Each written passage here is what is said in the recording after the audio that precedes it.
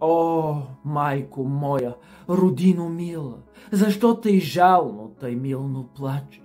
Гарване и ти, птицо проклета, на чий гроб там тъй грозно грачеш?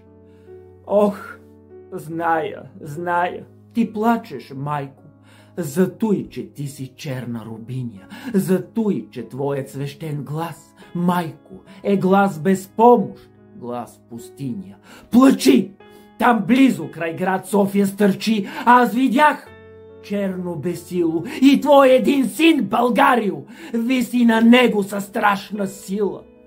Гарванът грачи грозно, зловещо, псета и вълци вият в полята, старци се молят богогорещо, жените плачат, пищят децата.